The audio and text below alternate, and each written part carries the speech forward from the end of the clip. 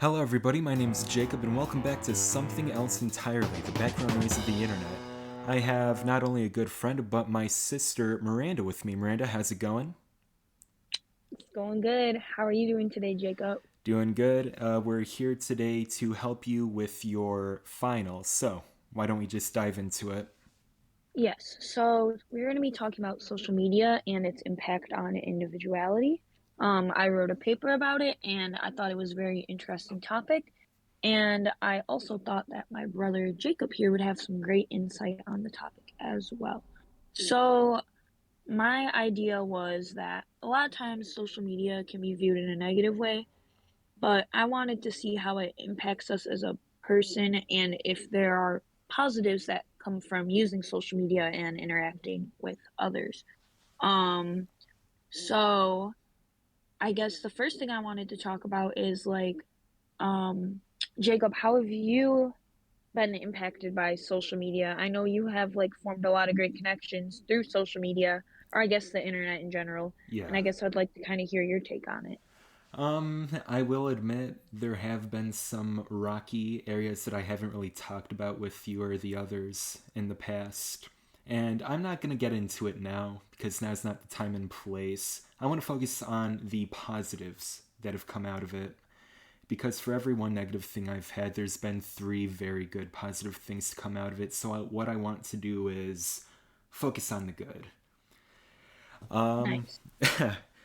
Yeah, so I'd say that my first major excursion in social media was when I was around 14. It was an Cool. app meant for people who were fans of TV shows, video games, etc., to form and join communities. And it was around that time when I joined one of those. And a lot of it was user interaction based. And while I was admittedly a bit skeptical at my ability to do this stuff at first, with how I'm not usually the best with social stuff in person, I found I was Hmm. able to a lot better get my point across online without having the issues of my articulation get in the way. There's like a barrier for me to get my thoughts down right before saying something? Yeah, I hear you. That kind of reminds me of my phonetics class where we talk about, I think it's called pragmatics, which is how you express things and tone of voice and Yeah, also understanding stuff like that. And I know that that can be a challenge for people, not even just individuals on the spectrum of autism, but other individuals as well. So yeah, that is something that I've always thought is really cool about being online is you can kind of refine what you want to say and kind of make sure you're getting the point across the way that you would like it to get across. absolutely. And Nice. besides that, there was the connections I made. During that time when I was joining, I had made a lot of friends, more so acquaintances, I'd say. And despite that, there were a few major connections that I did end up making. Granted, most have fallen through with the exception of one of them. That one's really strengthened to the point where that friend has been able to send me a package of some of the art they've made in the past. Very, very nice. I have it in my room right now with me. Wow. Uh, That's so cool.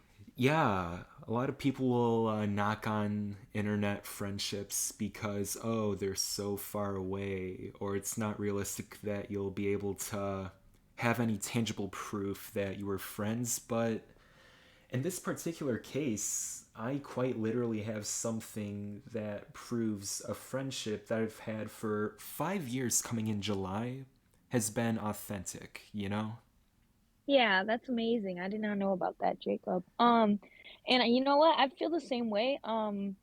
I have actually, I guess back before quarantine started is when I first joined Discord with our other brother Hunter. And he introduced me to his friends, and I actually really love all the community that we've built through Discord. We have a friend that it's a lot of friends that we met in person. I've pretty much met every single person in the Discord in real life as well. Um, Either in middle school or high school, but we have a friend. named Ira, who he moved to Las Vegas, and we're still able to talk to him and stay in touch. And I honestly don't think that we would have been able to if it hadn't been for like the community that we have built through the app Discord. Um, so I really like how social media allows for like human connection, which is something that I wrote about in my paper. Yeah. With And the then oh, also, oh yeah, what were you gonna say? sorry. I will say that I feel that online relationships became a lot more authentic and normalized in the wake of the pandemic because since, so many people were cooped up inside, they had to make connections in some form. So I feel like with that, friendships that have been formed online have become a lot more regular to hear about. That might Yes. surge down a little bit since the pandemic is debatably also slowing down, but I feel that with it, it's going to be a large new era for the idea of what a friendship online can mean. Yes, I agree with you entirely. I'm actually that's one of the like one positive thing, if anything, from the pandemic, I believe, is like I think that especially for younger adults, like their view on social media and like communication through it has changed a lot and that it's becoming more normalized. So I really am happy about that. And then I guess there was two other things that I wrote about in my paper. So like using social media to express creativity, which is really cool. I know that you um like you're into like programming and coding and all that stuff, and I know that like it's like internet social media related. Yeah. I don't really know anything about that. I'm not the most skilled in that area, but I'm really impressed with the stuff that I've seen that you do and that other people with your interests are able to do through technology. It's really amazing. I don't know if you'd like to dive into that a little bit Oh, and yeah, discuss your view on absolutely. it. I mean, heck, I'm sitting here recording a podcast for a YouTube channel I have with over 2,000 subscribers. I I've worn many hats, although a lot of them are amateur hats, technically. I've done amateur music, I've done amateur video editing, I've done just a lot of things amateur. I started up streaming recently. So, being able to have all of these ways to express myself online, art, music, talent, which I lack at the moment. Hey, all right. Don't- Yeah, and the internet allows you to get that past the barrier of just those around you and out to the outside world. And that's something that's been a lot more known for the past decade and a half.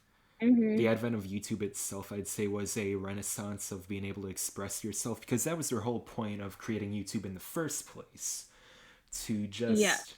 be you, which has Yes. debatably kind of been turned down in the idea of making more profitability. Thanks, Google. Um, But yeah, the Yeah. internet just allows you to do so much. And sometimes there's a sturdy paywall, and there's a lot of time and effort you need to put down to make something worthwhile out of it. Mhm. But it's worth it in the end because you Yes. made something that you can be proud of. If not for someone else, yourself. And I think in our world, especially in times like right now, we need to be a lot more sure of ourselves, a lot more proud of ourselves, and just go wild on creativity. Creativity is Yes, how that was inventions well are said. made. Mhm. It drives the world. Back Yes, I from the agree with you peak of completely. mankind, I'm sorry for going on a tangent. This is how I roll.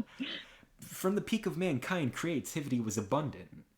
It's in Mhm. human nature, and I think that's beautiful. Doesn't matter the manner in which it happens. It's a universal constant. Yes, Yeah. that was very well put. As you can see, I'm not the spokesperson of this family. I would give that to my brother. Very good, very well said. Yeah, I completely agree with everything. I would just like to say I admire all the work that you've made online. because I don't have the time, energy, or knowledge to do like any of those things. However, the one great thing about the internet, if you want to, you can learn how to do it. Like if I really wanted to be like explore creative outlets, there's nothing stopping me. Like Yeah, the internet is here and it's a tool that is very useful and we need to like use it for some good versus the bad that I know a lot of times is highlighted with social media. Um absolutely. and then along with that, the last topic I kind of wanted to cover is something that's a little more personal to me, and that has to do with like mental health and advocating for mental health or getting support for mental health and all that type of thing. Things, sorry, through like social media interactions. Um, so like as someone who's grown up and struggled with their mental health, I wasn't really ever allowed to talk about it or to get help. And then once I moved out of my parents' houses, I like got into therapy and I've become much more aware of mental health and the widespread effects it has on many people and kind of like how I'm not alone. And I've really found comfort and solidarity in things like TikTok, which is kind of shocking. And I'm not, this isn't to say that like TikTok is the best like knowledge to seek mental health advice on. I'm not saying that at all. But if you can separate, like, you know, if you can learn about your mental health condition and then you can also find like people and connect with people through social media that have the same thing as you, I think that is something like really valuable. Um, and it is social media, particularly TikTok, has been used. I've seen videos of people documenting their life in recovery from things like addiction, whether that's like self harm or like drug addiction or like trying to stop drinking alcohol.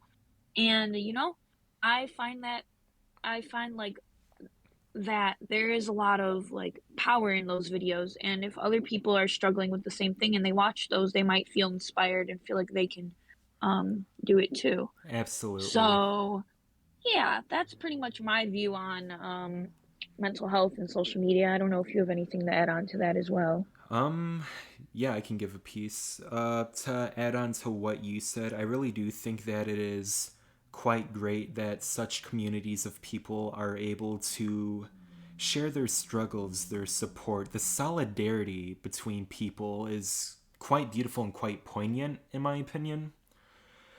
Um,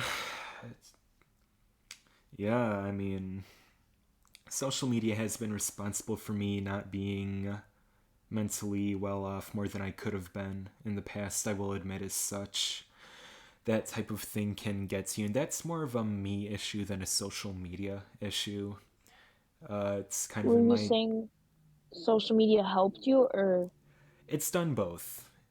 okay, yep.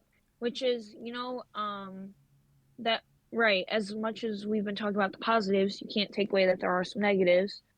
However, I strongly believe that as long as you're being safe online, negative experiences, as long as they're not like the end of the world, you're just going to learn from them and you're going to grow as a person.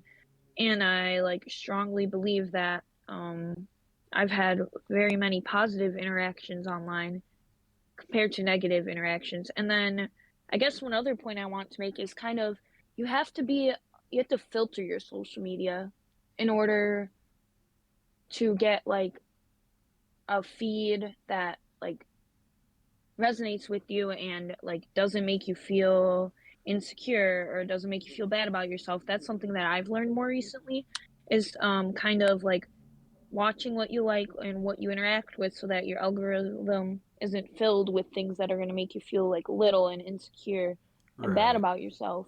I think it's really important to like follow people that inspire you and to like keep up with friends and to learn new things. However, I do kind of want to bring up that there is this toxic side of social media where like I know especially it probably applies to everyone, but I know like young girls like they just feel inferior and insecure and small compared to all these like models they see on Instagram or like other like false advertising of what we should look like when in reality that's not true at all. So, Yeah, the internet and media in general has kind of always had that overglorification of beauty in the mhm, human body and mind, when in reality, a lot of it is fabricated just to look good. And that's the type of stuff that like plays on your insecurities to make you feel worse, and they usually have some agenda tied to it, usually a money related agenda. mhm, Be it, hey, buy this new piece of clothing, buy this particular brand. Remember Supreme? I remember Supreme. That was yeah. wild. It was a red sticker and like Arial bold font. It was Yeah. ridiculous. Uh-huh. And to add on to the point you made earlier about being able to filter your content, while I do absolutely agree, I do feel the need to point out that you want to do that in moderation and not just immediately squash out every little thing you disagree with. Because if you aren't careful, you may find yourself in a pool where it's just confirmation bias. You want to be able to at Mhm. least keep your critical thinking skills and not just create an echo chamber for yourself. Sure, that's a really valid point, which I guess I didn't think about because the way I expressed it is not exactly how I meant it. I guess more or less, I mean like don't follow people that make you feel bad about yourself. Right. Like I mean, that's a that's something that given. well, people still do it and I've Right. fallen victim to that and it's just using social media to learn, to educate yourself, connect with others, but like not at the sake of your mental health. If your mental health Right. is being impacted negatively by social media, it is either time to take a step back or adjust your usage of it. And I've had to do both. And so I personally believe, and people may argue, but I personally believe it's not as much social media that makes the experience as it is the person using it and what they are looking to get out of it. And that Absolutely. is not to say like I do understand there's a difference like young kids on social media who aren't don't have like as much developed thinking skills and all that. Like I'm not saying anything about them and their like usage of social media or the internet because that's a whole nother topic. But as far as like young adults, people growing up in this age right now, I really do believe that social media is like a good thing and you just have to use it to your advantage and to enhance your life and just make sure that it's not controlling your life. Very well said. Is that uh is that everything you have to say here? Yes, I believe so. All right, well, in that case, sorry for the shorter episode length than usual, everybody, but I'm here to help my siblings first and foremost. Miranda, would you like to give the outro? Sure. All right, guys. Thanks for listening. It was really I feel honored that my brother let me join him for his podcast Why and wouldn't I? yeah. And I hope that this kind of creates like a thought process to whoever's listening that they can get something out of this because like it's just a bunch of words about yeah, social media and whatever, but um there's definitely some takeaways from this and I hope that if people get like one good takeaway or they like think about social media in a different light, I think we accomplished the goal. So, thank you for having me, Jacob, and I guess I'll see you guys possibly in a future episode.